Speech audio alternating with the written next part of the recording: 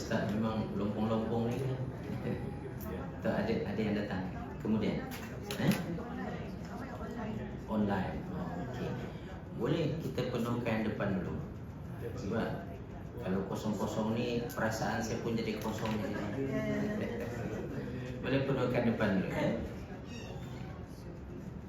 Salam. Ya.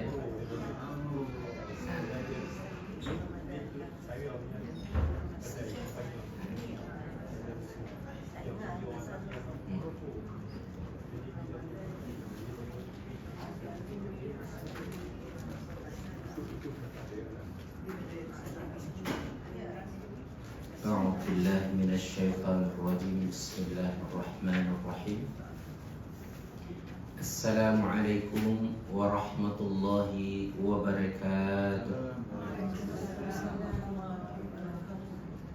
إن الحمد لله نحمده ونستعينه ونستغفره ونستهديه ونعوذ به من شرور أنفسنا ومن سيئات أعمالنا من يهديه الله فلا مضل له ومن يضلله فلا هادي له أشهد أن لا إله إلا الله وأشهد أن محمدا عبده ورسوله لا نبي بعده اللهم صل وسلم وبارك على سيدنا محمد وعلى آله وصحبه ومن اهتدى بهديه إلى يوم المعاد اللهم يا فتاح اللهم يا عليم اللهم يا خبير اللهم يا مبدئ اللهم يا معين اللهم افتح علينا فتوح العارفين وافتح علينا حكمتك وانشر علينا من خزائن رحمتك يا أرحم الراحمين اللهم ارحمنا بالقرآن اللهم ارحمنا بالقرآن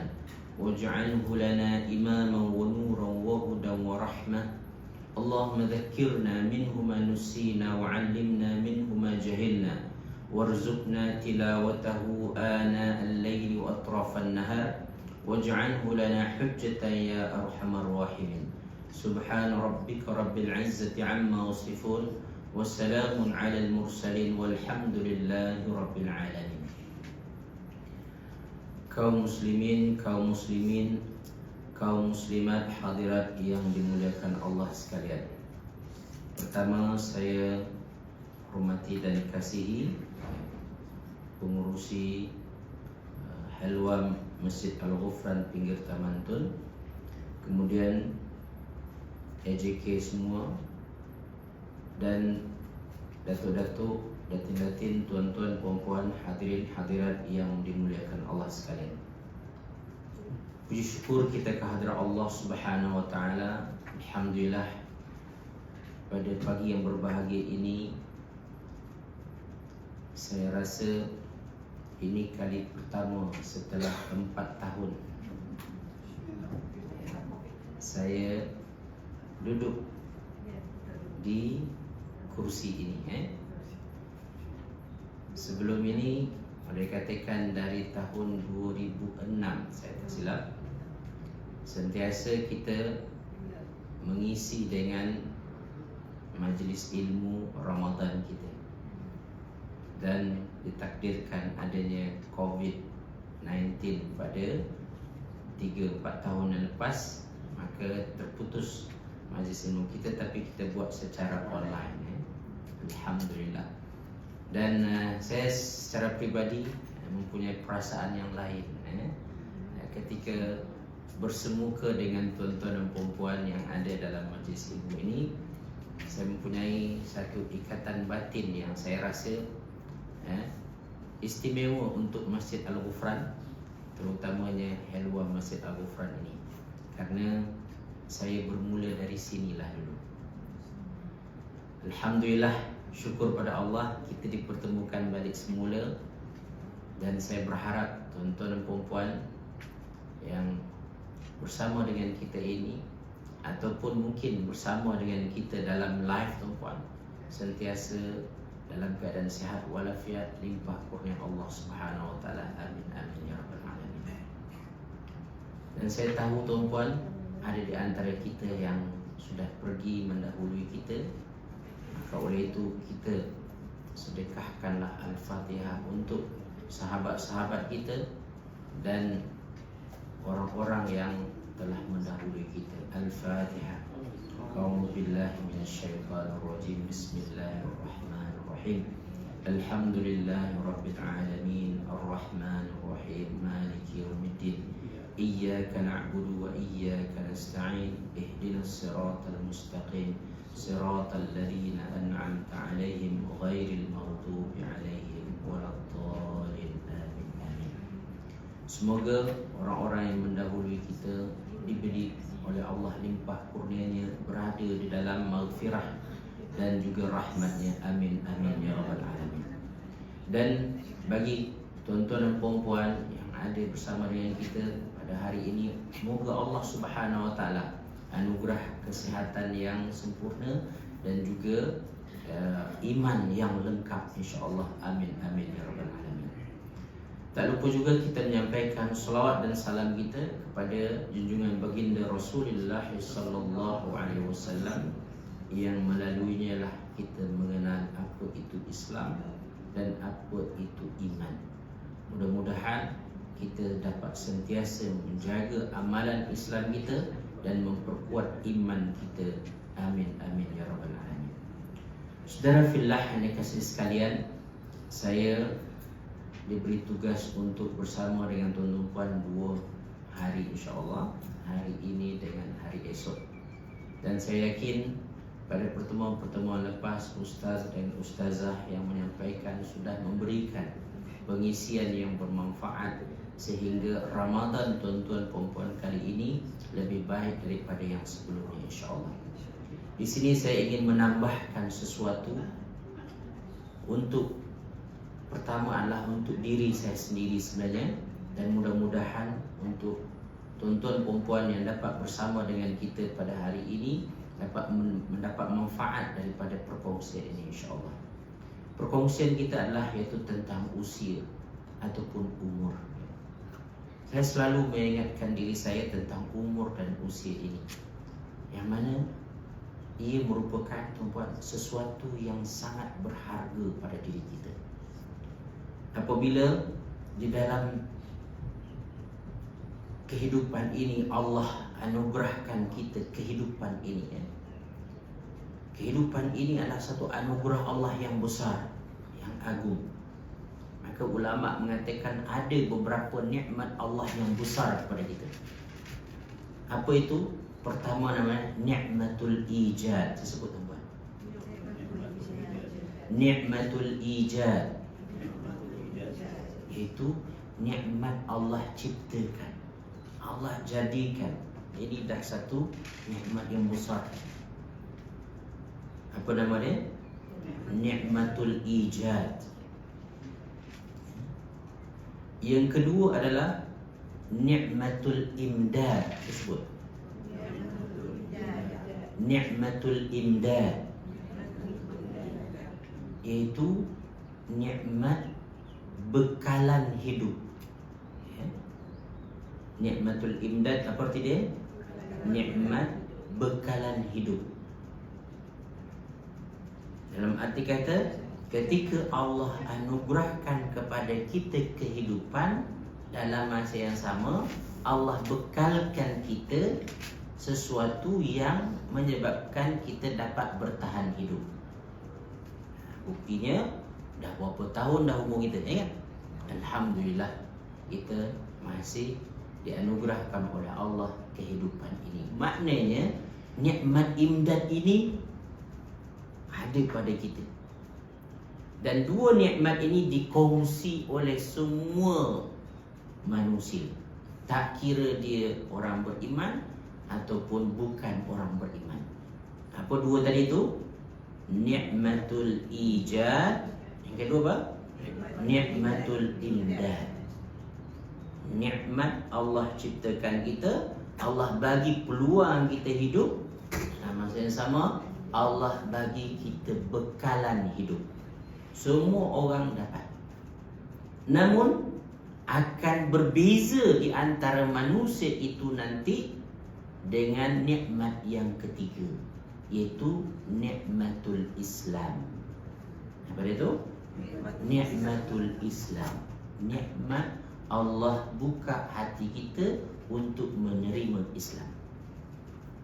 Namun Islam ini pun tak cukup lagi untuk bagi kita special, untuk menjadikan kita istimewa. Sebab ramai orang Islam tapi dia tak beramal dengan Islam. Maka kita ada nikmat yang keempat, tuan-tuan dan sekalian, iaitu nikmatul iman. Apa dia tu? Nikmatul iman. Itu nikmat keimanan, kepercayaan dan keyakinan terhadap Allah, terhadap rukun Islam yang lainnya. Allah bagi kita. Alhamdulillah, semua kita percaya dengan rukun iman yang 6 tersebut. Tapi ada satu lagi nikmat yang kelima, yang mustahak juga, iaitu nikmatul irsyad. Tersebut nikmatul irsyad, iaitu nikmat Allah tunjukkan kepada kita amalan yang terbaik. Dia tunjukkan kepada kita amalan yang patut kita amalkan, yang patut kita buat. Ditunjukkan dengan bentuk macam mana? Kadang-kadang ditunjukkan, tuan-puan, dinampakkan kepada kita petikan-petikan tertentu yang menjentik hati kita untuk membacanya, lalu tergerak hati kita untuk memahami. Tapi itu saja tidak cukup, tuan-puan. Lagi istimewa nikmat yang selanjutnya adalah iaitu nikmatut taufiq. Apa dia tu? Nikmatut taufiq. Apa dia tu? Nikmat taufiq. Taufiq itu bagaimana? Ketika kebaikan itu kita nampak dan kita ketahui dan kita fahami, lalu kita berkeupayaan untuk melaksanakannya dan mengamalkannya. Berapa sering kita kadang-kadang tahu amalan itu bagus, ya kan? Tetapi tuan-tuan dan sekalian, tak tersempat kita melaksanakannya, nak membuatnya. Jadi perkara tersebut hanya sebagai pengetahuan saja baru, tidak sampai kepada satu tahap yang namanya itu kita amalkan, kita praktiskan. Maka kita perlukan nikmat apa? Nikmat taufik. Nikmat taufik ini bila berlaku, tuan-puan dan sekalian? Apabila keinginan tuan-puan tersebut sama dengan keinginan Allah. Macam mana nikmat taufik ni akan berlaku? Apabila keinginan kita sama dengan keinginan Allah. Jadi kalau sekiranya keinginan kita itu dan Allah pun ingin perkara itu ada pada diri kita, macam mana jadi dia? Mesti jadi. Innama amruhu idza arada syai'an ay yaqula lahu kun fayakun. Kalau Allah menginginkan sesuatu, maka tak ada yang boleh menghalangi, pasti akan jadi. Maka pentingnya kita nikmat taufik ini, tuan-puan. Jangan hanya irsyad ditunjukkan kepada kita, diterangkan kepada kita, tetapi kita perlu nikmat taufik ini. Dan yang terakhir, yang ketujuh, apa dah tu? 6 kan? Yang ketujuh, tuan-puan, satu nikmat yang menjadikan kita berbeza langsung daripada yang lain dan mengangkat diri tuan-puan kepada darjat yang lebih tinggi daripada yang lain. Apakah itu? Nikmatul istiqamah. Apa itu yang ketujuh? Nikmatul istiqamah. Nikmat kita dapat konsisten dalam melaksanakan, dalam membuat kebaikan yang tadi kita dah start buat, tadi dah mula kita buat. Sering kita juga berlaku adalah dah terbuat sekali, dah buat sekali, 2 kali, tapi untuk ketiga, keempat kali dia hanyut di lautan Cina Selatan. Tak dapat kita lanjutkan, tak dapat kita sambung. Maka apabila kita dapat satu peluang untuk melaksanakan dan istiqamah, maka tuan-puan, itu akan menjadikan tuan-puan istimewa. Apakah kesan daripada istiqamah? Apa kesan istiqamah? Istiqamah ini, kalau tuan-puan dah buat, tuan-puan uzur, tuan-puan berhalangan lepas itu, maka pahala daripada amalan itu akan kekal bersama dengan tuan-puan, walaupun tak buat. Itu kesan daripada apa tu? Istiqamah. Di antaranya tuan-puan kisah, ada di antara sahabat-sahabat kita yang hari ini tak dapat datang karena memang uzur. Tapi tahun-tahun sebelum ini dia istiqamah. Kuliah duha Ramadan kita. Tahu tak tuan-puan sekalian? Mereka tetap dapat pahala dia. Ini kebesaran daripada istiqamah. Maka oleh itu tuan-puan, sebelum kita berhalangan, tuan-puan, ada kelapangan, ada peluang, buat. Istiqamah dulu, amalkan dulu yang mampu. Ya. Nanti kalau memang dah tak mampu, memang Allah akan maafkan kita dan bagi kepada kita pahala yang sempurna. Bukan kurang pun, sempurna. Ya. Ini berdasarkan apa tuan-puan sekalian? Itu berdasarkan kepada peristiwa yang berlaku pada sahabat-sahabat Nabi yang mereka itu ingin sangat berperang, berjihad bersama dengan Rasulullah sallallahu alaihi wasallam. Dalam hati mereka ingin sama-sama melawan musuh dengan Rasulullah sallallahu alaihi wasallam di medan perang. Akan tetapi mereka cedera. Di antara mereka dah tak ada kaki dan tak ada tangan, sehingga mereka tidak mampu untuk bersama dengan Rasulullah SAW. Ketika dikhabarkan oleh Rasulullah SAW siapa yang uzur seperti itu, tidak perlu pergi bersama. Menangis hati, menangis mereka tuan-tuan. Sedih diri mereka karena tidak dapat bersama dengan Rasulullah SAW. Tapi Rasulullah SAW menyampaikan sabdanya, yaitu siapa yang tidak pergi tersebut, tapi mereka biasa pergi berjihad dengan Rasulullah dahulu, mereka sebenarnya seolah-olah tetap bersama dengan Rasulullah di medan perang. Mereka akan dapatkan pahala seperti mana yang lain-lain itu dapatkan pahala. Maka oleh itu, tujuh ni tuan-tuan, ialah nikmat Allah yang Allah anugerahkan kepada kita.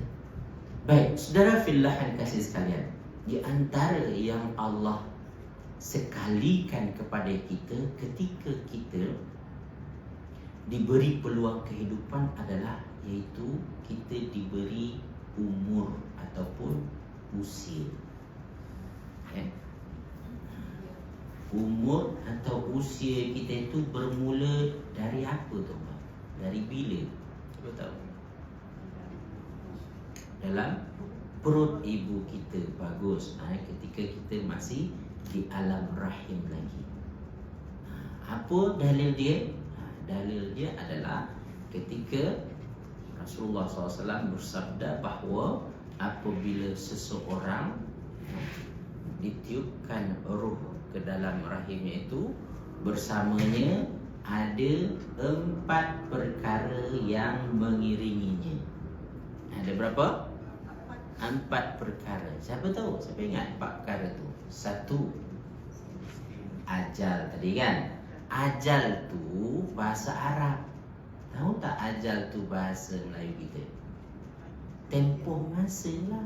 Tempoh masa tu bahasa lain apa? Umur lah, usia lah. Jadi dia bagi kita ajal, tempoh masa bila kita akan hidup di muka bumi ini. Dia bagi kita ajal. Okey. Ajal itu, selain itu ditambahkan apa lagi yang kedua? Rezeki. Rezeki itu apa maksud dia? Rezeki itu apa maksud dia? tahu dah rezeki kan? Rezeki lah Ustaz kan? Rezeki tu apa maksudnya? Rezeki itu pemberian Allah. Ya? Yang akan kita manfaatkan. Ini rezeki. Rezeki apa tu? Pemberian Allah yang akan kita manfaatkan dalam hidup kita. Dia syarat dia kena ada manfaat. Yang bakal kita gunakan hari-hari dalam kehidupan kita. Itu rezeki. Maka tuan-puan kesian, hidangan yang di depan kita dikira rezeki ke belum? Belum tahu lagi. Maka ada tom yam dah sampai dekat mulut dia kan. Lepas tu jatuh dia, tak jadi nak makan. Maka orang kata bukan rezeki awak. Apa sebab? Dia tidak sampai kita manfaatkan. Jadi rezeki ketika kita manfaatkan, ketika kita gunakan. Kalau macam tu Ustaz, yang ada di sekeliling saya tapi saya tak makan, saya bagi orang makan ataupun dimanfaatkan oleh orang lain, apa nama dia tu? Itu namanya dalam bahasa Arab atau dalam Al-Quran namakan fadlun. Apa tu? Fadlun. Bahasa Melayu dia kurnia Allah. Kurniaan Allah. Apa kata Allah dalam Al-Quran? Wallahu dzu fadlin azim. Allah mempunyai kurniaan yang besar yang boleh kita minta dan kita manfaatkan untuk membantu orang lain, menolong orang lain. Mana yang betul-betul kita manfaatkan, itulah nama dia rezeki. Itu yang rezeki.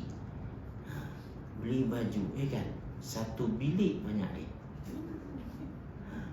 Tapi pakai 2 ataupun 3 ketul saja.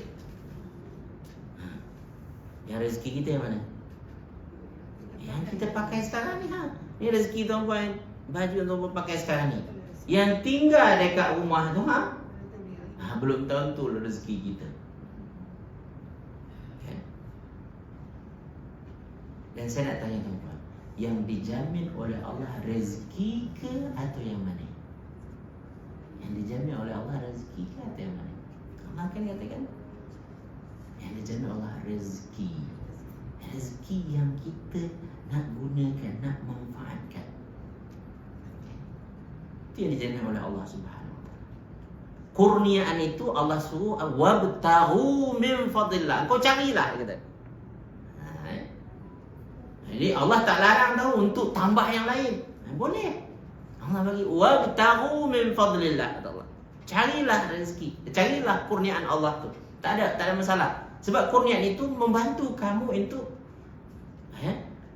kehidupan ini. Yang mana tujuan kamu bukannya nak habiskan rezeki, tapi nak yang ketiga. Tuan-puan ada ajal tadi kan? Ada yang kedua apa? Rezeki. Yang ketiga adalah Allah bekalkan sekali dengan kita apa? Amal. Ada amal tahu? Dah diperuntukkan pada kita amalan. Jadi ada amalan-amalan itu yang sudah ditetapkan. Allah dah tahu. Di sini Allah tulis, maksudnya Allah dah tahu bakal ini akan kita buat nanti. Dan itu berdasarkan kepada ilmu Allah yang luas. Dia tahu. Dalam arti kata tuan-puan, usia dan ajal yang Allah bagi kat kita, Allah bekalkan kita dengan rezeki, kita kena gunakan untuk apa? Untuk beramal. Untuk beramal. Dan amalan ini ada perkara yang keempat. Menentukan apa dia? Perkara yang keempat. Syaqiyun au sa'idun. Kata Rasulullah SAW. Adakah dia bahagia ataupun sengsara. Itu Allah tetapkan itu sama ada kita bahagia ataupun sengsara. Jadi waktu kita dalam rahim tu dah ada tu. Dah ditentukan oleh Allah, ditulis oleh Allah. Tapi tuan-puan dikasih sekalian, kita tahu ke tak apa yang ditulis tu? Tak tahu. Tu masalahnya. Kita tak tahu. Itu adalah perkara gaib. Yang pastinya tuan-puan, Allah akan mudahkan urusan kita kepada perkara yang Allah ciptakan kita. Allah akan apa? Mudahkan urusan kita kepada perkara untuk apa kita diciptakan oleh Allah. Maka saya berbaik sangka kepada tuan-tuan dan puan-puan yang hadir majlis ilmu ini.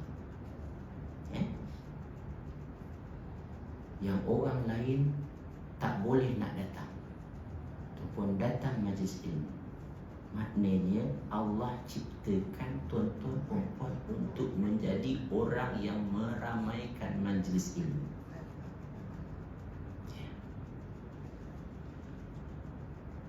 Maka kunci untuk agar nikmat ini berkekalan apa dia tuan-puan?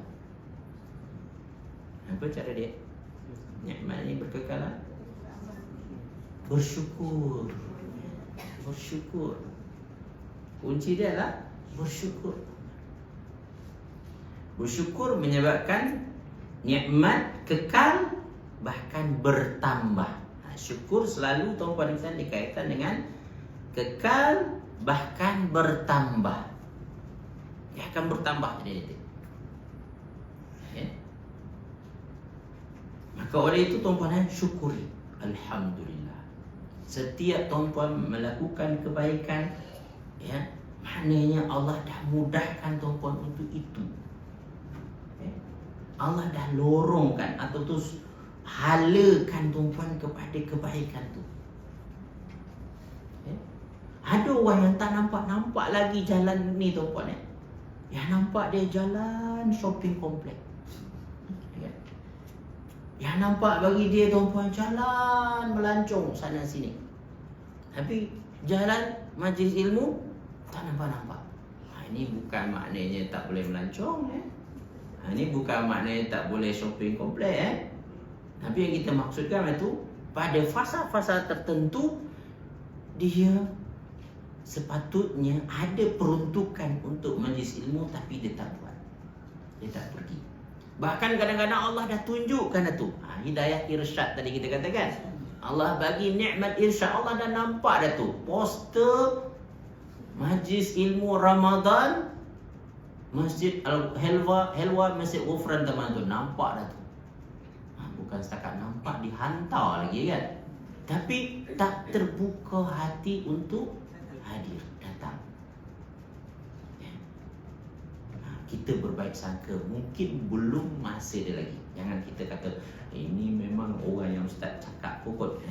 Akak ni saya hantar mesej dia tak balas-balas kata. Tapi tengok-tengok pergi ke mana-mana.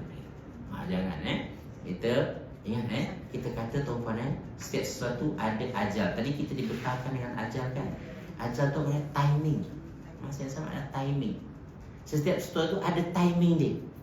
Kadang-kadang seseorang itu berubah pada timing yang tak kita tak tahu. Bahkan kata Rasulullah SAW, ini dalam hadis yang kita cerita pasal 4 perkara yang mengiringi kita ketika di alam rahim tadi, dilanjutkan oleh Rasulullah SAW.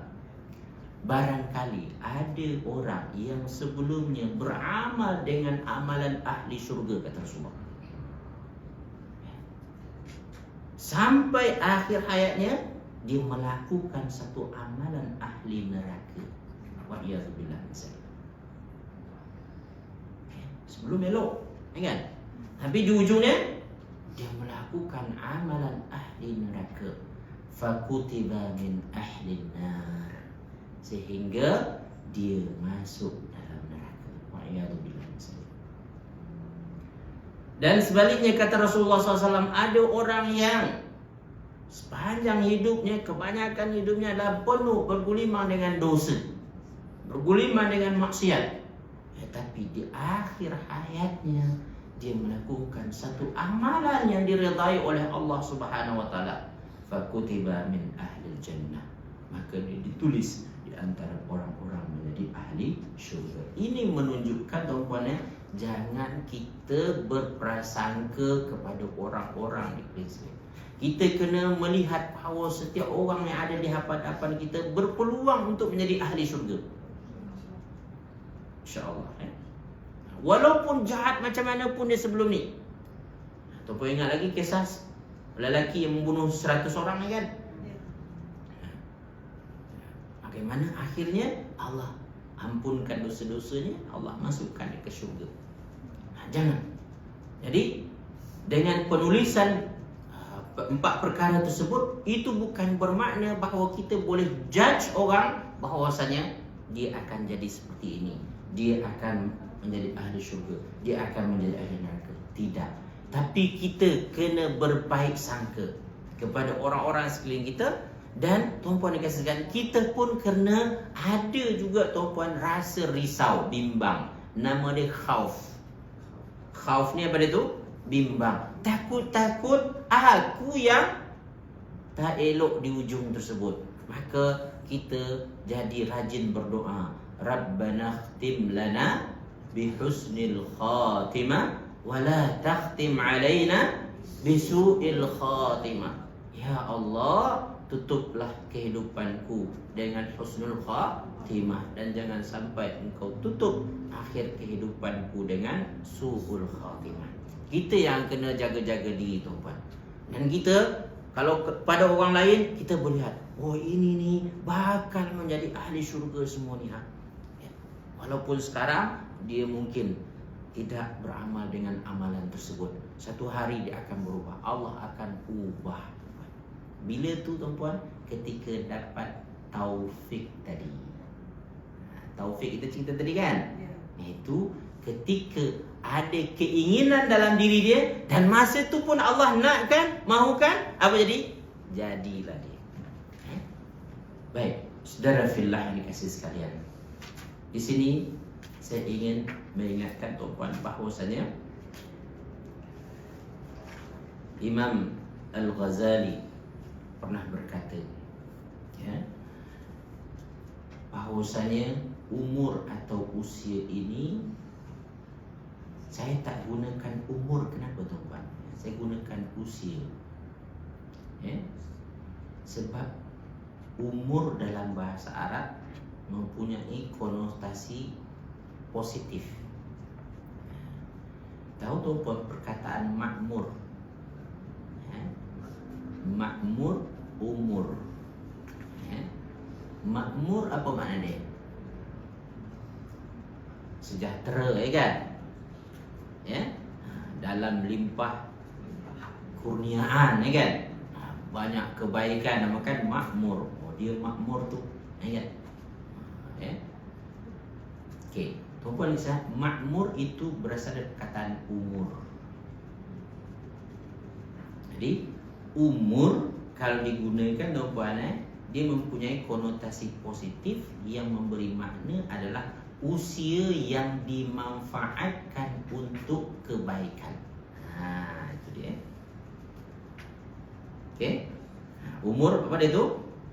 Usia yang dimanfaatkan untuk kebaikan. Membuat kita sejahtera. Itu umur. Konotasinya pada asal dia. Secara harfiah dia seperti itu. Maka apabila kita gunakan dalam bahasa Melayu yang umur yang tak tahu lagi positif atau negatif, tuan-puan, namakan usia. Dalam bahasa Arab nama dia sinnun. Apa dia tu? Sinnun. Sin itu dia umur juga, usia juga. Yang ambil dari perkataan gigi, tuan-puan. Sinnun tu apa tu? Gigi tau. Jadi orang boleh teka berapa umur kita, tengok gigi kita. Orang Arab macam tu dulu, lihat gigi dia, boleh tahu umur dia. Baik, so tuan-puan dikasih sekalian, maka Imam Al-Ghazali mengatakan, aku Aku tidak mempunyai barang dagangan kecuali umur yang Allah bagi. Itu usia yang Allah bagi. Ya. Dalam arti kata pada itu, umur kita ini adalah modal kita, modal utama kita. Jadi ketika Allah ciptakan kita, Allah bekalkan kita dengan umur. Itu adalah modal, kata Imam Al-Ghazali. Ya.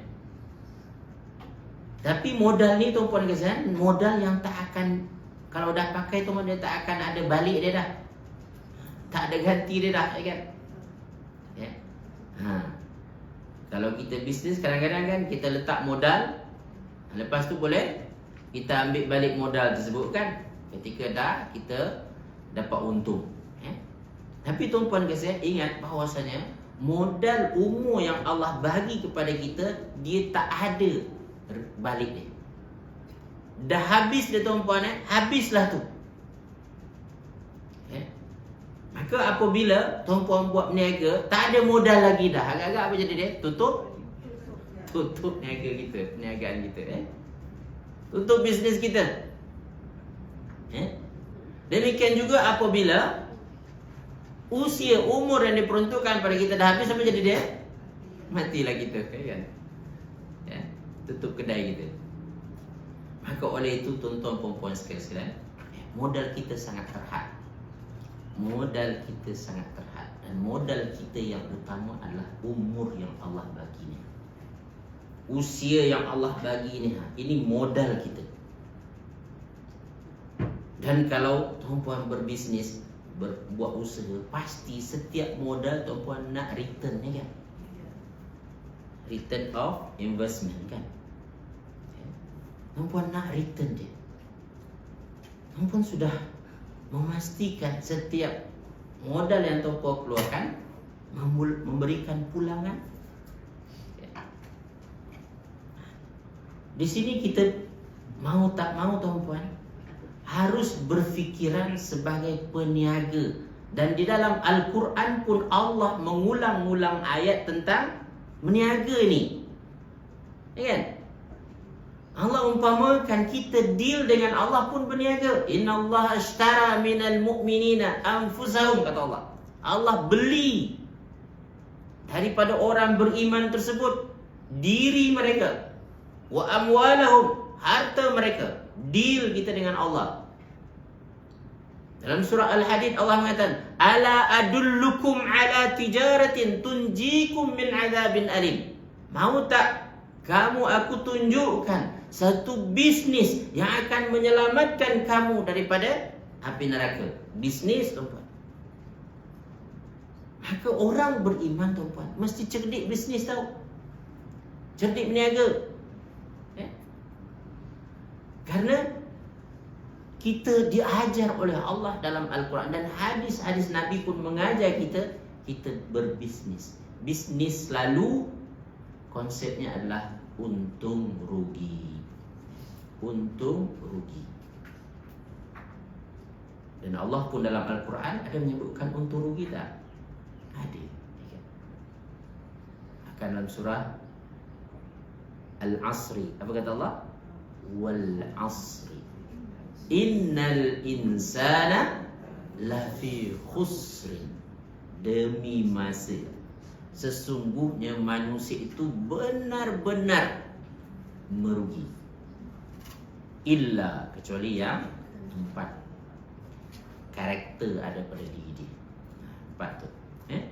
Jadi ada untung rugi. Maka kata Imam Al-Ghazali, apabila ia habislah modalku, sehingga putuslah harapan untuk berniaga dan mencari keuntungan lagi. Tak ada lagi dah peluang. Maka sekarang ni kita kena mencari peruntungan. Allah telah memberiku tempoh pada hari yang baru ini. Maknanya ketika kita diberi peluang hidup sekarang ni, tuan-tuan, Allah tambah modal kita. Allah bagi modal kita, memperpanjang umurku dan memberi nikmat padaku, bagi rezeki lagi pada kita. Ini merupakan peluang aku. Maka hari ini, apa agak-agak return yang boleh aku dapat, apa yang boleh aku niagakan, kita pun manfaatkan, menyebabkan aku dapat pulangan yang berbaloi, kan? Kena ingat tu. Maka bangun kita tuan-puan. Kita mulai dengan iaitu berdoa kepada Allah. Dengan doa itu pun Allah akan bagi kita pahala, kan? Tuan-puan lanjutkan dengan berwuduk ataupun mandi. Kemudian tuan-puan tahajud. Kemudian tuan-puan witir. Kemudian tuan-puan baca Quran, berzikir. Semua itu memberikan pulangan-pulangan. Dan saya yakin tuan-tuan puan-puan, orang-orang yang dah mahir insya-Allah dalam bab tersebut.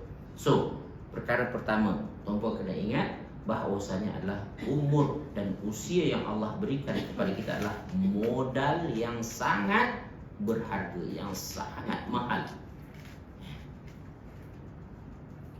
Bila boleh ke tuan-puan kita bertukar modal? Modal awak bagi kat saya bagi modal sikap awak. Boleh ke? Yang ini tak boleh pun ditukar juga. Masing-masing kita dah ada peruntukan modal dah. Tak boleh ditukarkan. Maka oleh itu manfaatkanlah apa yang ada. Jadi bangun je tuan-puan dan sekalian, tuan-puan kena ingat ni. Allah, alhamdulillah Allah bagi aku modal baru. Itu umur dan usia yang Allah anugerahkan. Maka doa Nabi ketika bangun tidur apa dia kata? Alhamdulillahilladzi ahyani ba'dama amatani hin nusyur. Apa arti itu? Segala puji bagi Allah yang telah memberi modal hidup ke aku. Dia kata, dia bagi modal kita baru. Dia bagi modal balik. Selepas Allah matikan aku, dan aku pasti satu hari akan kembali kepada Allah Subhanahu wa ta'ala. Baik, tuan-tuan puan-puan kasih sekalian, tahu tak 5 soalan utama yang Allah akan soal kita di akhirat nanti? Salah satunya pada itu umur dan usia. Ini akan diminta pertanggungjawaban oleh Allah. Sebagaimana tuan-puan, kalau tuan-puan jumpa meeting BOD, kan, Board of Director, bentangkan prestasi bisnis, tuan dia tanya tak, modal hari itu apa jadi? Betul kan? Kita pun akan bentangkan balik nanti. Apa kata Rasulullah SAW? La tazulu qadama ibni Adam yawmal qiyamah min indi rabbih. Tidak akan dapat bergerak kaki anak Adam di hari kiamat ketika berjumpa dengan Allah. Kita bertemu dengan Allah, sehingga kita akan ditanya dengan 5 perkara ni. Ditanya berapa perkara? 5 perkara. Jadi tak bergerak kita, tak boleh berjalan. Maknanya ini adalah soalan yang mesti dan perlu dijawab. Apa tu? Pertama, iaitu an umrihi fima afna. Ini yang masalah pertama ni. Umur, itu dikira dulu. Usia yang Allah bagi pada kita, kita habiskan untuk apa? Kita gunakan untuk apa?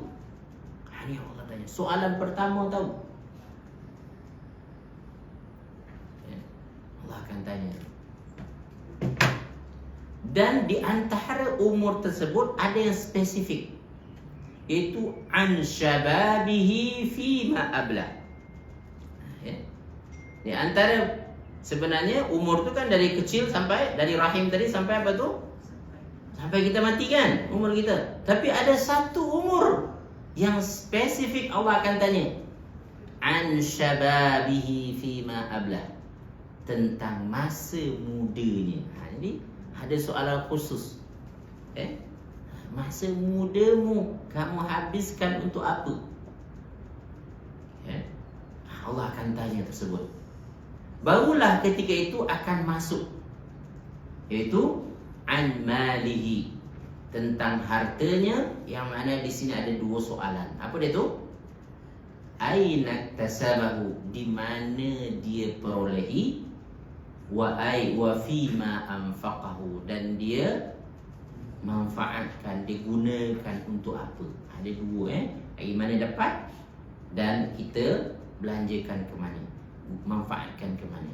Jangan hanya lihat sumber dia saja, tapi penggunaannya kita tak manfaatkan dengan baik. So oleh itu tuan-tuan sekalian, ini dia. Jadi semua ini adalah modal-modal yang Allah Subhanahu Wa Taala berikan kepada kita. Dan barulah yang selanjutnya tuan-tuan kasih sekalian, wa madza amila fima alima. Nanti Allah akan soal, iaitu apa yang engkau amalkan daripada ilmu yang engkau peroleh. Jadi ilmu yang kita pelajari perlu kita amalkan. Allah Ustaz, belajar pun kena soal ke lepas tu Ustaz. Kalau macam tu tak payah nak belajar Ustaz. Ya. Agak macam ni kan? Kalau belajar pun kena soal, macam mana? Tak belajar lagilah kena soal, dahsyat. Faham tu? Jangan tuan-puan soal apa dia tu berfikir terbalik kan? Kalau sekiranya belajar kena soal, macam tu tak payah belajar lah, kan? Supaya tak kena soal. Jangan dia soalan orang yang belajar akan disoal, tetapi soalan orang yang tak belajar lagi dahsyat. Yang mana dia dari awal dah kena dah, iaitu pasal umur. Umur untuk apa kau habiskan? Buat bodoh je, dia kata. Lawa-lawa dah kena belasah dah. Sebab apa tu? Dah jawab salah dah. Maknanya orang yang sampai disoal kepada yang kelima ni tuan-puan, sebab dia lepas soalan yang sebelum tu. Apa tu? Umur dia manfaatkan untuk apa?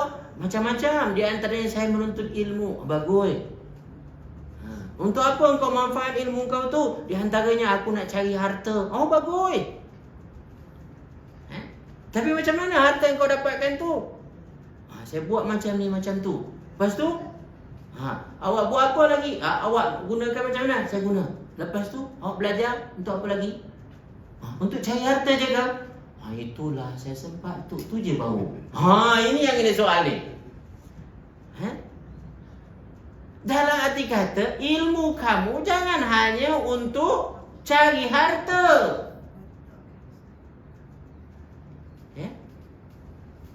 Ini cara fikir dia. Jangan fikir terbalik tahu. Iya, kamu ada ilmu, ada tu semua, dah gunakan untuk harta kamu, untuk kamu jadi kaya. Tapi adakah itu je aku suruh kamu untuk berilmu? Kan sama orang sekarang kan, dia hantar anak dia belajar macam-macam untuk cari kerja, untuk dapat kekayaan kan. Tapi itu je ke ilmu kau gunakan? Ini ditanya. Tapi alhamdulillah jawab, ya Allah, memanglah awalnya aku sibuk cari ilmu, cari harta. Lepas tu aku teringat, barulah aku belajar, baiki bacaan Quran aku, dan cuba faham ayat-ayat Al-Quran, dan mulai dah beramal dengan ayat-ayat Al-Quran tersebut. Baru lepaslah. Bagus. Jadi rugilah orang yang ilmunya hanya setakat dunia dia saja. Ini maksud daripada hadis ni. Hanya untuk mengumpulkan kekayaan duniawi saja. Dan semestinya kita kena juga jadikan ilmu yang kita ada tersebut untuk mendapatkan kekayaan ukhrawi. Berapa ramai di antara kita pandai berkira-kira bisnes, tapi kadang-kadang berkira bisnes akhirat tak ada. Ini yang saya nak maksudkan ni. Tuan-puan kena pandai juga kira-kira bisnes akhirat. Kira-kira akhirat dia sebenarnya ada dah asas dalam kira-kira dunia ni kita tadi Itu betul ada untung dia kan. Ada return dia tadi. Untuk akhirat dia kena ada return juga, ada pulangan juga. Tapi kalau tuan-puan dapatkan satu lagi yang tuan-puan nak harapkan, bukan hanya return ya, ada satu lagi besar lagi kata Allah, wa ridwanum minallahi akbar. Itu apa itu? Usaha untuk mendapatkan redha Allah Subhanahu wa taala, kepuasan Allah Subhanahu wa taala, itu lagi dahsyat. Ya. Jadi oleh itu tuan-tuan puan sekalian, umur Allah akan tanya, terutamanya masa mudanya, dan umur tersebut kita mungkin gunakan untuk menuntut ilmu, tapi jangan hanya untuk mencari harta kekayaan saja, tapi gunakan jugalah umur kita itu untuk manfaat-manfaat yang lain, manfaat ukhrawi, barulah nanti berbaloi ilmu kita tu. Baik, tuan-tuan dan puan sekalian, kita lihat sebelum kita masuk pada sebenarnya kita nak fokus umur 60 tahun kan. Tapi macam nak kenakan kita je ustaz ni kan. Tahulah kita nak masuk 60 semua ataupun dah lepas 60 semua kan. Tapi lebih 60 dah semua kan. Maksud saya tuan-puan dengan tajuk itu adalah kita nak betul-betul memanfaatkan umur kita yang berbaki kan. Maka insya-Allah sesi itu betul tentang 60 saya akan kongsi esok insya-Allah macam mana kita bagaimana betul dalam Al-Quran dan hadis tentang umur 60 ni dan selanjutnya, dan apa yang mesti kita buat. Secara spesifik Allah dan Rasulnya pernah ingatkan kita. Maka jangan sampai kita tak tahu lagi tu. Tujuannya kalau tuan-puan dah tahu, nanti tuan-puan tahu nak manage dia, nak menguruskannya.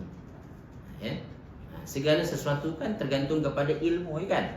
Kalau tuan-puan dah ada ilmu dia, tuan-puan pandai adjust nanti. Kadang-kadang kenapa kita jadi stuck tuan-puan? Sebab kita tak tahu ilmu dia kan. Orang yang tak reti bab singki kan, suruh baiki singki kan? Dia rosak lagi ada kan. Tapi cubalah kalau dia ada ilmu pasal tersebut, senangnya, mudahnya dia selesaikan. So oleh itu kita kena ada ilmu juga tentang diri kita itu. Saya yang berkongsi ini tujuannya adalah supaya saya sampai pada masa tersebut saya dah tahu dah apa nak buat. Dan tuan-puan yang sudah ada di sana, tuan-puan meluruskan balik kalau sekiranya kita terlencong kemudian. Dan kalau kita sudah ada pada jalan tersebut, bagaimana kita nak menjadikannya lebih lagi, jadikan manfaat lebih dahsyat lagi. Itu kita yang nak maksudkan dengan perbincangan ini. Baik, tuan-tuan puan-puan sekalian, kita manusia ini secara keseluruhannya melalui fasa-fasa kehidupan. Ada berapa fasa kehidupan kita? Ada 5. Ada berapa? Ada 5 fasa. Ini ada ke bawah sikit. Ada 5 fasa. Semua kita lalui ini. Iaitu pertama adalah fasa alam ruh. Fasa apa itu? Alam ruh. Ialah fasa awal. Itu disyaratkan oleh Allah dalam surah Al-Insan. Hal ata 'alal insani hinun minad dahri lam yakun syai'an madhkura. Bukankah pernah datang kepada manusia satu fasa dalam kehidupannya yang dia tidak disebutkan lagi, tak ada nama lagi. Itulah fasa sebelum kita ada di dunia ni, fasa alam ruh. Dalam surah Al-A'raf ayat 172, Allah ada mengisyaratkan juga bahwasanya pada fasa tersebut, yang mana kata Allah, Allah mengeluarkan anak cucu Adam itu daripada tulang sulbi dia. Tulang sulbi dikeluarkan, dikeluarkan, maka memenuhilah, dia memenuhi dunia ni semua. Ya, dalam bentuk ruh lah pada waktu itu. Dalam bentuk ruh tu. Okay. Jadi sudah ada ruh-ruh tersebut sebelum diciptakan. Kita ini ada dalam bentuk alam ruh. Okey, apa ciri khas yang perlu tuan-puan ingat ketika kita berada pada fasa tersebut? Pada fasa tersebut, di antara ciri khas yang utama adalah tuan-puan, kita kenal betul siapa itu Allah. Ya? Kenal betul itu siapa Allah. Semua kita kenal. Makanya Allah dalam surah Al-A'raf ayat 172 tersebut, kalau boleh tuan-puan buka lah, Al-A'raf 172.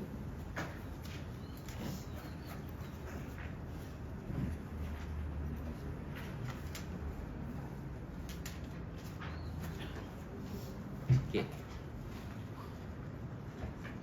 Muka surat 173.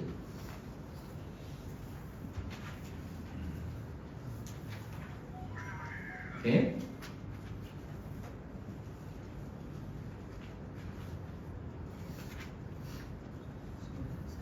Jumpa? Berkata Allah, wa idh akhadha rabbuka min bani adama min duhurihim dhurriyyatahum wa ashhadahum ala anfusihim. Ya. Dan ingatlah ketika Tuhanmu mengeluarkan dari sulbi tulang belakang anak cucu Adam keturunan mereka. Di mana tu?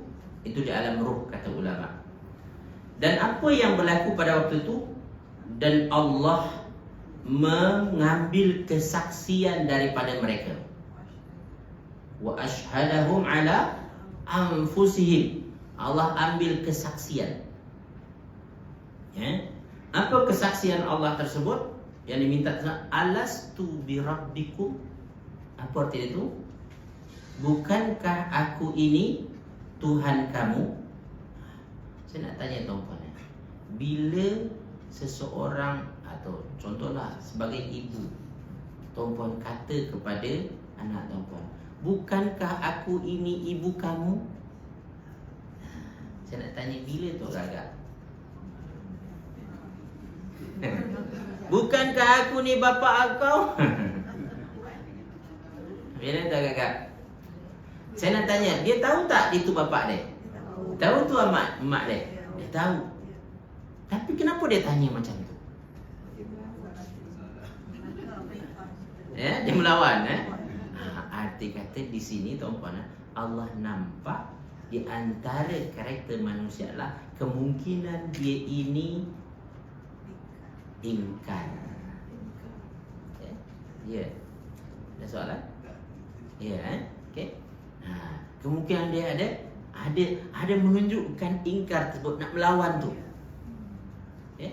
Maka Allah tanya, alastu birabbikum, bukankah aku ni Tuhan kamu? Manusia semua tahu tu. Zuriat Adam tersebut semua tahu Allah itu adalah Tuhan dia. Tapi di antara kemungkinan yang akan berlaku pada anak cucu Adam ni apa tu? Dia akan lupa Allah.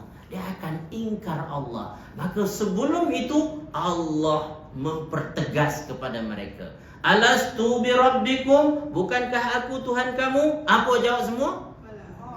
Tak boleh nak ingkar. Memang dia mak dia kan? Ya? Memang dia bapa dia kan?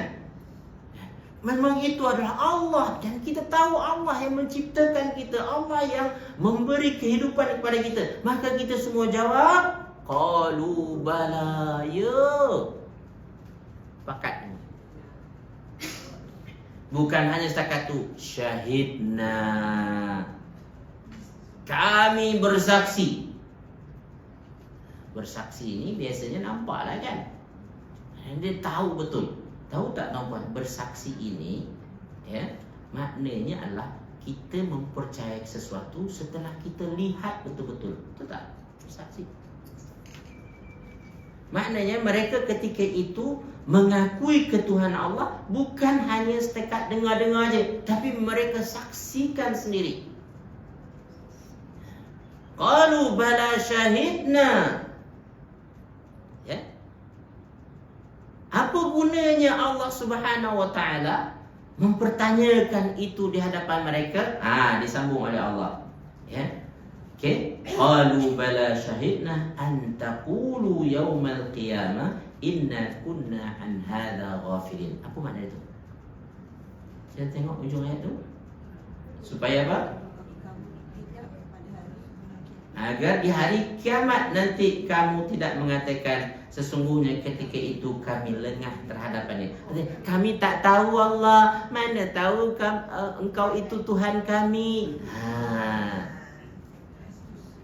Faham itu? Ini satu daripada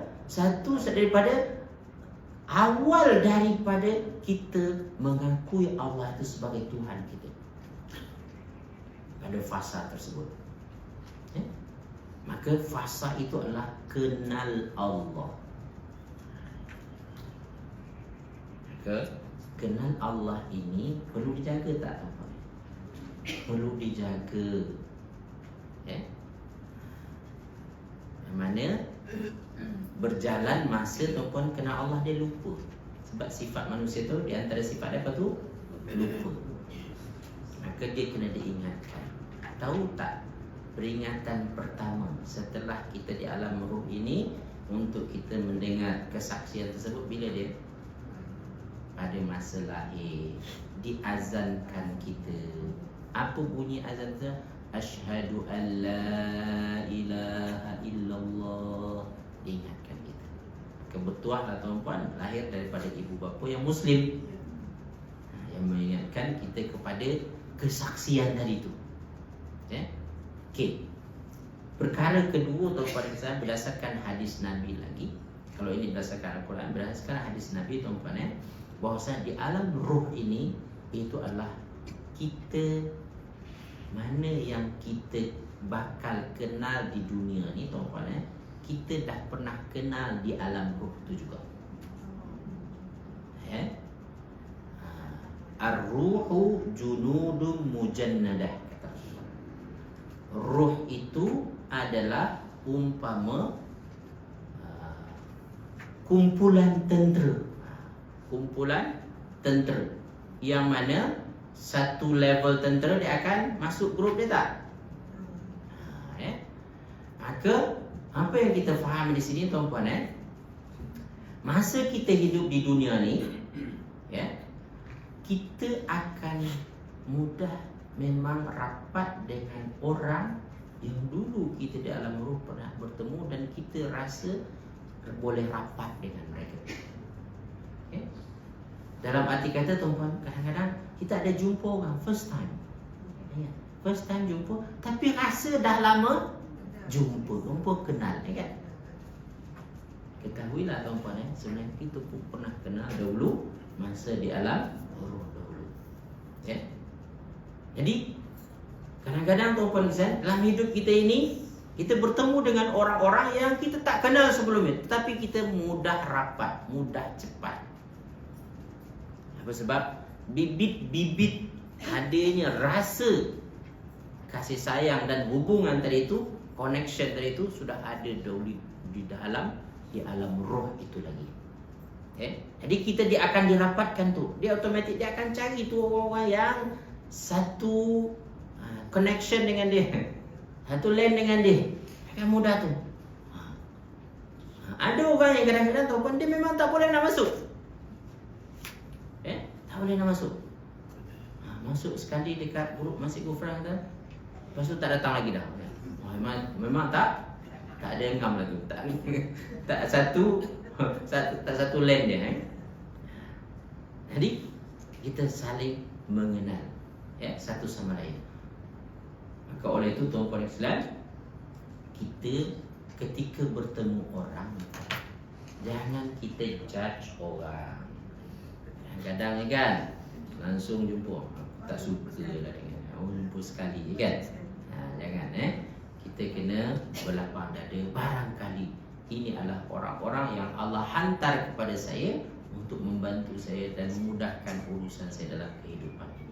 Berbaik sangka dengan orang siapa tahu kan dia adalah orang yang Allah Subhanahu Wa Taala datangkan kepada kita. Baik, tuan-tuan puan-puan saya, itu alam roh yang tuan-puan kena ingat. Yang satu adalah kenal Allah. Yang kedua betul kenal orang yang disukai ataupun mungkin juga adalah yang akan dibenci. Sudah ada dalam diri kita. Okey, kemudian tuan-tuan, daripada alam ruh tersebut Allah bawa kita masuk ke dalam apa tu? Alam rahim. Alam rahim tersebut ya, selepas 40 minggu. Maknanya dalam umur 4 bulan, ya kan? Masukkan roh tersebut. Masukkan 40 minggu lah, ya Allah, dah lahir tu 40 hari ya. 40 hari, minta maaf. 40 minggu dah keluar kan. Minta maaf Baik, itu ditiupkan roh bersama dengan apa yang kita kata 4 tadi itu. Ajal, rezeki, amal, dengan apa? Untung baik, untung buruk, bahagia ataupun sengsara, ada dalam tersebut.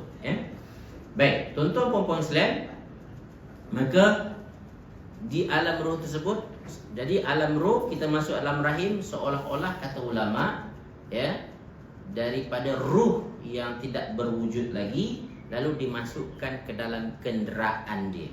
Jadi jasad kita ini adalah kenderaan. Diberilah kita, roh kita itu kenderaan. Iaitu apa kenderaan itu? Jasad.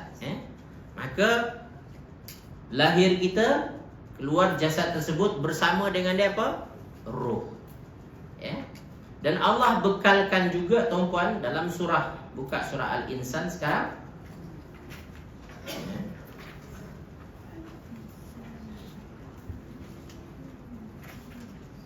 Okey, buka surah Al-Insan, buka surah 578 ayat 2.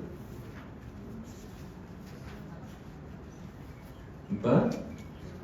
Inna khalaqnal insana min nutfatin amshaj.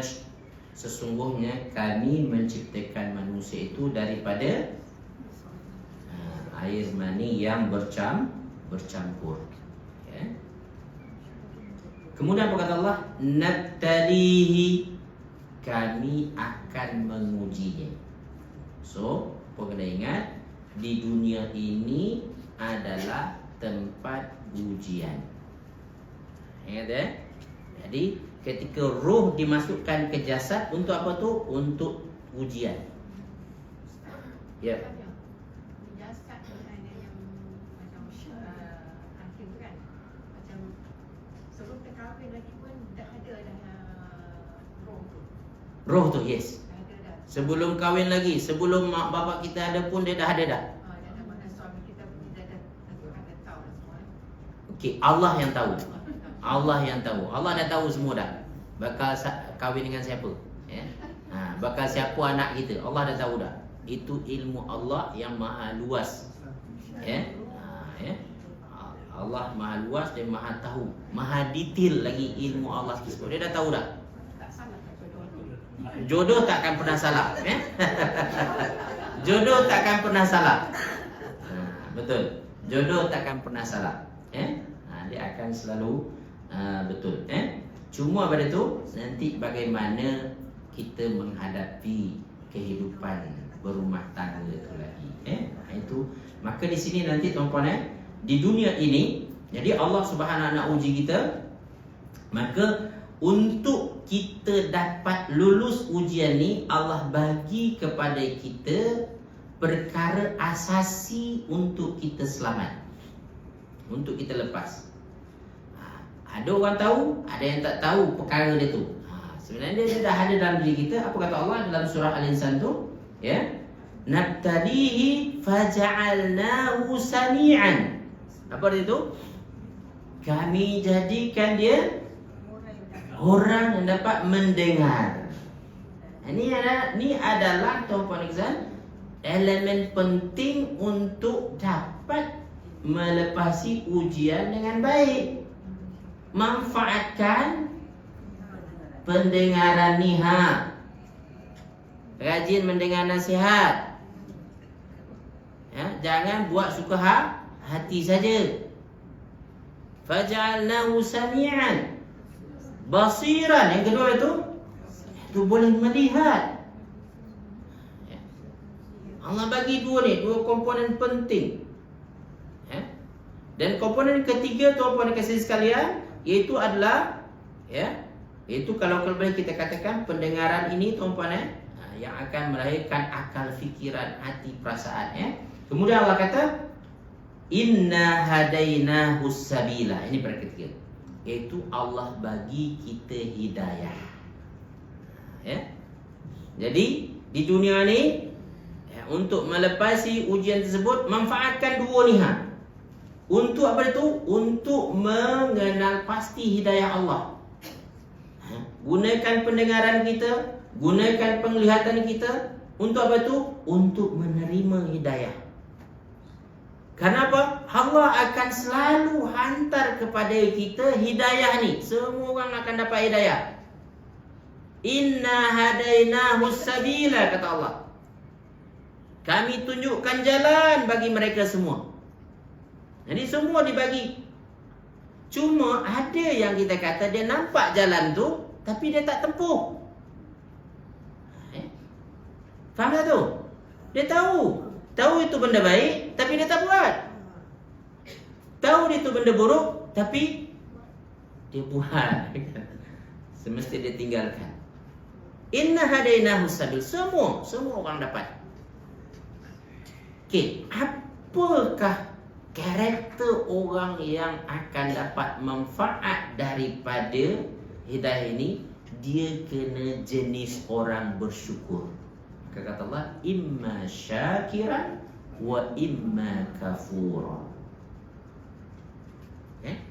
Karakter dia kena bersyukur.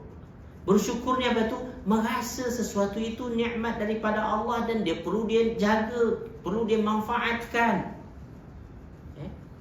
Alhamdulillah aku dapat maklumat ni hari ni, syukur ya Allah. Ya Allah, mudah-mudahan aku boleh amalkan. Aku nak cuba amalkan ya Allah. Dia kena ada nilai itu dalam diri dia.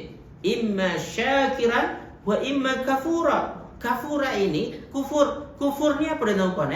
Kufur ni asal maknanya, tuan-puan, menutup sesuatu. Apa makna kufur pada asalnya? Menutup sesuatu. Dah jadi bahasa Inggeris, cover. To cover. What to cover? To tutup, kan? Tu kafir itu, tuan-puan dan kawan, bukan dia tak tahu kepada kebenaran, dia tahu kebenaran tapi dia cover, dia tutup. Itu kufur. Maka oleh itu ada jenis orang yang tahu ada kebaikan tapi buat tak peduli, buat dia. Itulah orang yang akan rugi hidup di dunia. Jadi tuan-tuan puan-puan sekalian, ketika Allah bagi kita tu, Allah bagi kita tanggungjawab. Di dunia ni tuan-puan ada nama dia taklif. Saya sebut taklif. Apa tu? Tanggungjawab.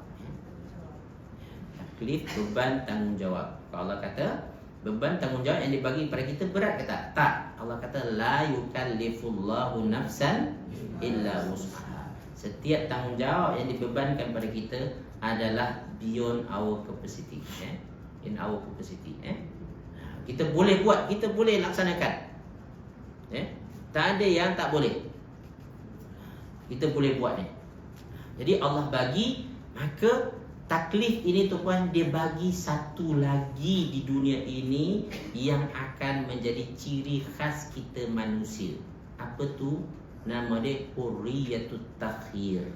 Kebebasan memilih. Ini Allah bagi kat kita. Apa dia? Kebebasan memilih. Itu di dunia ni. Memilih yang mana tadi tu? Itulah memilih jalan tadi lah. Kita nak pilih jalan yang baik ke atau yang tidak baik. Terpulang pada kita. Dan perlu tuan-puan ketahui, pada setiap pilihan akan ada konsekuensi dia. Ada apa itu? Ada pertanggungjawabannya. Kalau tuan-puan pilih yang baik, itulah dia akan dapat pahala. Yang buruk, akan dapat dosa. Ya. Maka mana yang ada dosa pahala tu puan, pasti kita akan ada pilihan dalamnya. Allah tak akan kira kita berdosa tuan-puan pada sesuatu yang kita tak ada pilihan. Never, never. Okay? Ada dosa ke hidung tak mancung? Tak ada, kan? Sebab apa? Tak ada pilihan kita. Ini memang anugerah Allah Subhanahu Wa Taala. Okay. Kemungkinan kita lahir daripada ibu bapa kita yang tak beruntung. Mungkin dia miskin, kan? Ada dosa ke? Tak ada dosa. Sebab di sana tak ada pilihan. Jadi mana yang tak ada pilihan, maka Allah tidak akan persoal kita. Allah tak akan persoal kita. Tapi kahwin pakcik tu dengan tak kahwin dengan pakcik tu ada pilihan tak? Aduh, jangan kata tak, ya kan? Ya? Ada pilihan. So maknanya mana yang ada pilihan, nanti ada pertanggungjawabannya. So di dunia ini, itu yang akan menjadi ciri khas kita tuan-tuan. Kita kena ingat bahawasanya ketika Allah bebani kita dengan sesuatu, Allah bagi kepada kita pilihan. Sama ada kita nak buat bebanan tersebut atau kita abaikan. Umpama dia bagi oleh Allah bebanan, tapi kita tak nak ambil dia, macam mana jadi dia? Kerana kita memilih untuk tidak memikul beban tersebut. Ada dosa tak nanti? Maka akan ada dosa, dipertanggungjawabkan oleh Allah nanti. Kenapa? Ya? Di antara yang dituntut oleh Allah adalah menuntut ilmu, contohnya kan. Lalu kita tak mengambil peluang untuk menuntut ilmu. Allah bertanyakan nanti. Allah bertanya, kenapa? Awak ada peluang, awak ada kesempatan, ya? Kenapa tak buat? Allah akan tanya. Tapi ketika tuan-puan buat, maka Allah akan balas tu. Dan tuan-puan dikasih sekalian, buka surah Al-Balad, ya? Surah Al-Balad. Nak tahu pilihan tuan-puan itu tepat atau tidak tepat, macam mana nak tahu tuan-puan? Tahu tak? Sebenarnya nak kita kenal pasti, adakah aku pada pilihan yang tepat atau tidak? Kat surah Al-Balad ayat 10, ya, dengan 11, ya. Apa kata Allah? Wa hadainahun najdain. Apa arti itu? Dan kami menunjukkannya kepadanya dua jalan. Itu didetailkan oleh Allah tentang hidayah tadi itu, tentang petunjuk yang Allah akan bagi kat kita di dunia ni. Kami akan tunjukkan dua jalan. Surah Al-Balad ayat 10 dengan 11. Jumpa tak? Okey. Jadi dua jalan tu, maknanya kita kena pilih tak dua jalan tu? Sama ada nak jalan ni atau jalan itu. Macam mana kita nak tahu jalan yang akan kita amalkan tu atau kita pilih tersebut adalah jalan yang tepat? Maka kata Allah, falaqtahamal aqabah. Apa arti dia? Maka dia tidak menempuh jalan mendaki dan susah. Maka dia tidak menempuh jalan mendaki dan susah. Apa makna itu? Ketika kita memilih jalan yang senang, jalan yang rileks, tidak mencabar, tidak ada apa-apa, apa nama itu? Tak ada beban apa-apa, maka kita jalan apa tu? Jalan apa tu? Itu jalan yang masalah. Okey? Apa itu? Saya ulang balik dengan ayat lain. Apa kata Allah? Falaqtahamal aqabah. Mengapa dia tidak mau menempuh jalan yang mendaki dan susah? Apa maksud itu? Kebanyakan manusia pilih jalan mana itu? Jalan senang, lurus, relax kan? Tak ada apa, kan? Tapi kata Allah, tapi tindakan memilih jalan yang tidak mendaki ataupun jalan yang menurun tadi itu dikira bagus ke tak? Tak bagus kata Allah. Soalan Allah ni adalah soalan perli tahu.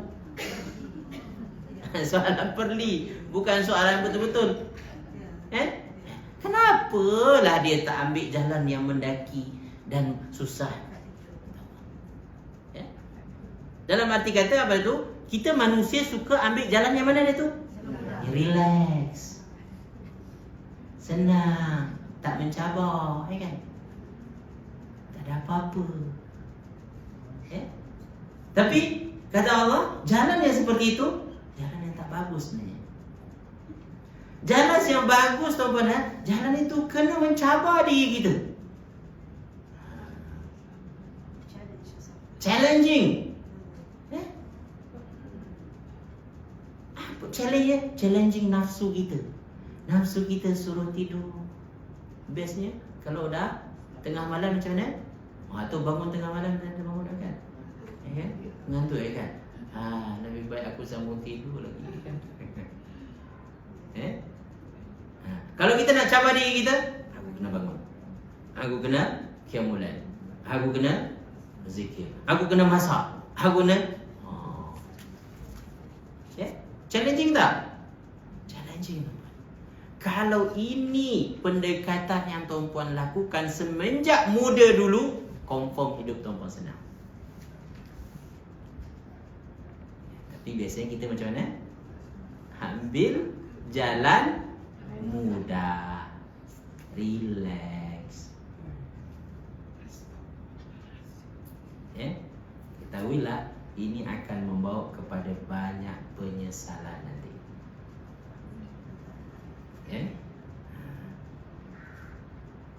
Kembali kita kepada poin hidup di dunia ujian. Nampak ujian, kan? Orang tak suka ujian kan? Kalau saya buat kelas ada ujian, apa dia kata? Ustaz, cukuplah ujian dunia untuk kami. Jangan tambah lagi ujian untuk kami.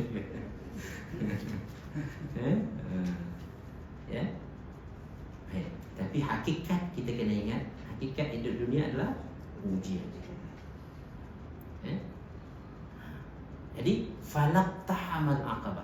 Jadi biasanya tuan-tuan, jalan yang diredai oleh Allah tu, kita terpaksa dahulu tuan-tuan berhadapan dengan ujian. Ujian yang paling besar adalah datang dari dalam diri kita tu sendiri. Yang mana datang daripada hati kita, yang dalam hati kita tu dipengaruhi oleh nafsu, yang mana minta kita, tak payah buatlah, tak payahlah, dah duduk je lah, relax je lah.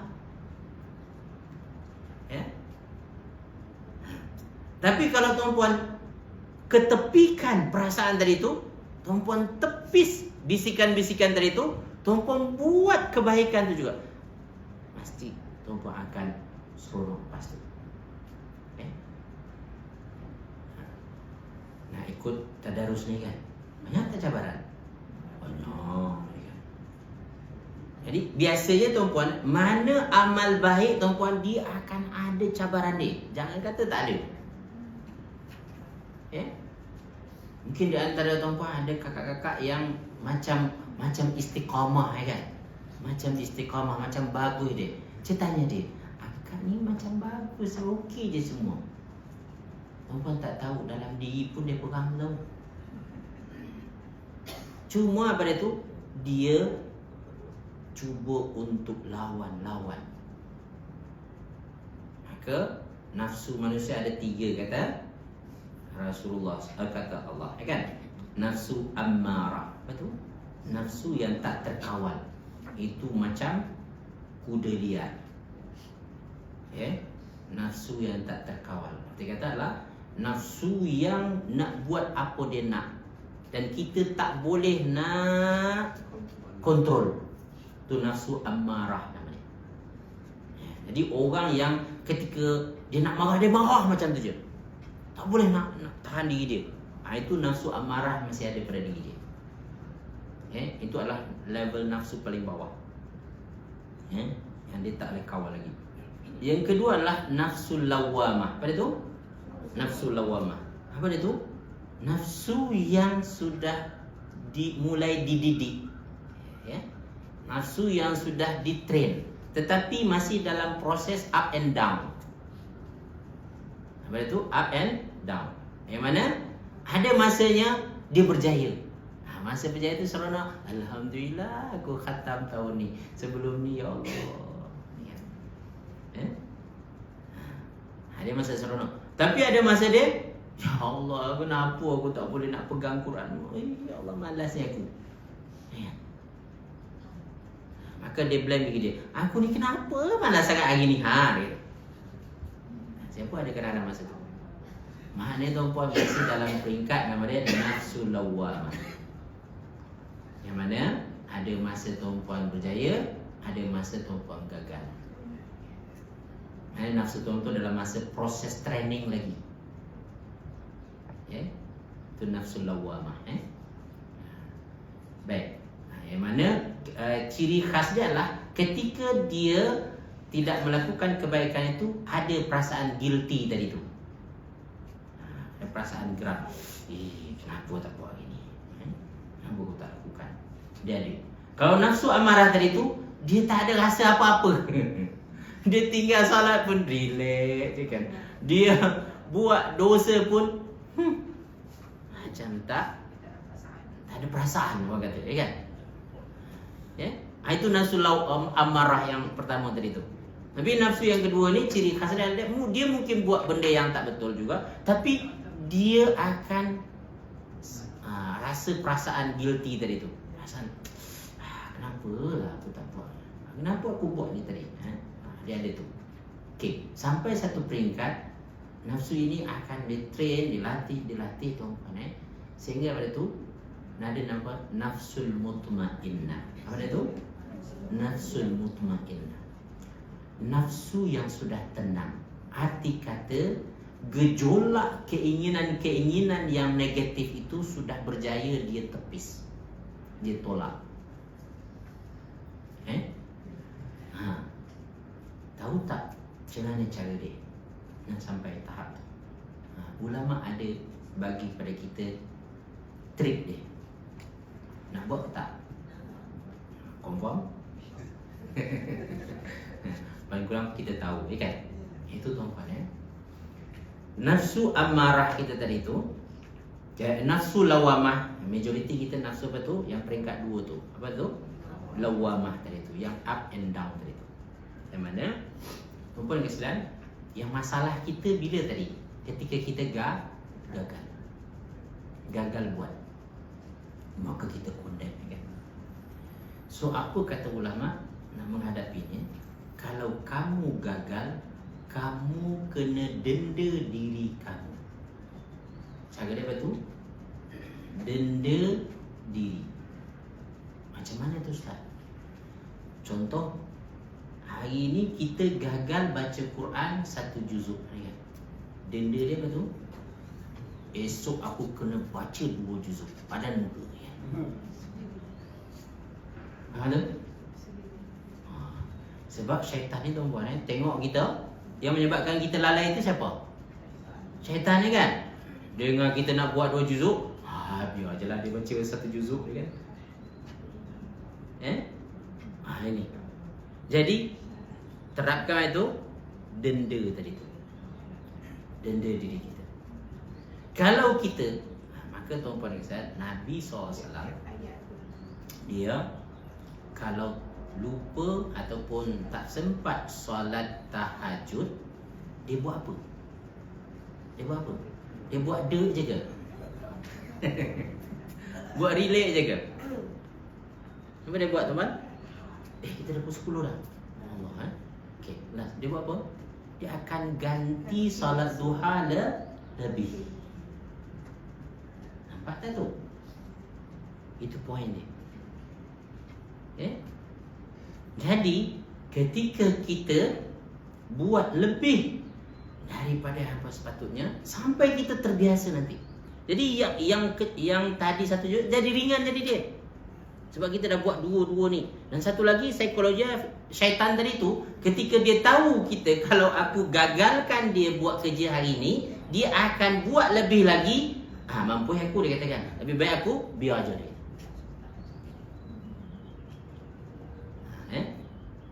Minat tak buat tu? Okey, insya-Allah. Setakat tu dulu.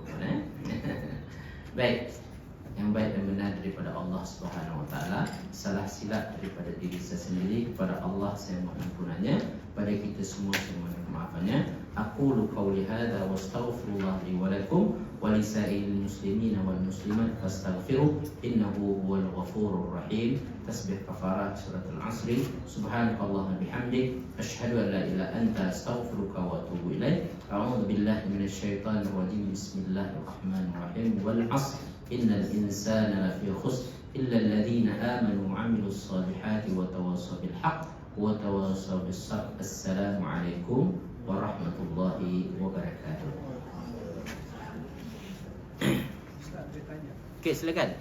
Kalau kita diagami berasaskan penghujung hidup kita, Ya. adakah proses yang kita lalui timbang di akhirat khusus pada fasa itu, penghujung hidup kita? Oh. Okey, bagus soalan ni. Kita akan berdasarkan kepada akhir daripada hidup kita. Ya. Adakah timbangan hanya akan fokus kepada itu? Okey. Soalannya tidak. Ya. Allah tetap akan lihat kepada semua amalan kita dari awal sampai akhir. Allah akan tengok, Allah akan tengok. Akan tetapi penentu kepada amalan tadi itu adalah iaitu penghujung. Penentu dalam arti kata adalah menentukan level kita kat mana. Syurga tu kan ada level-level dia kan. Ya.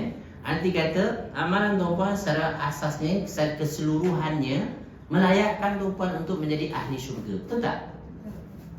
Ya. Layak menjadi syurga. Tapi syurga tu kan ada tingkat-tingkat dia. Ya kan? Maka yang kita maksudkan penghujung tadi tu menentukan level kita tang mana. Ya? Jadi ada yang level dia mungkin Jannatul Ma'wa, ya kan? Paling tinggi apa tu? Jannatul Firdaus. Ya? Jadi kita tu ditengok semua, tetapi level kita nanti di mana? Ya? Di ujung tadi tu. Okey? Boleh faham tadi? Macam tu. Jadi mudah-mudahan kita di antara orang-orang yang mendapat anugerah syurga insya-Allah. Amin amin amin. Kita jumpa esok insya-Allah.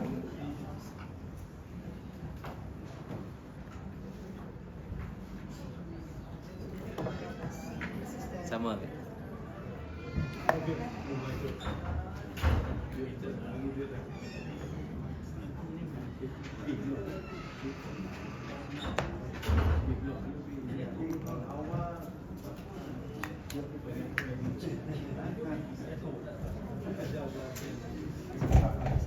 Mana Haji Bashar? Ada?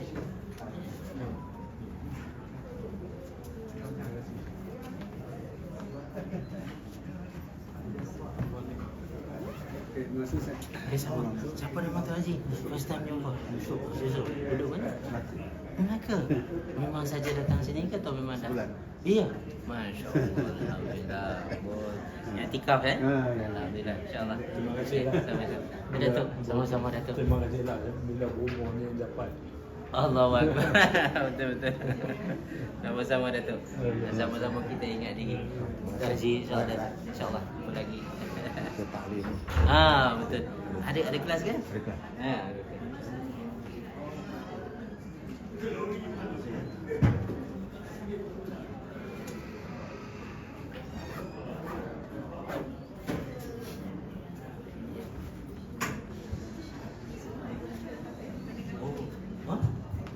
Oh ya ke? Sakit-sakit. Okey, salam.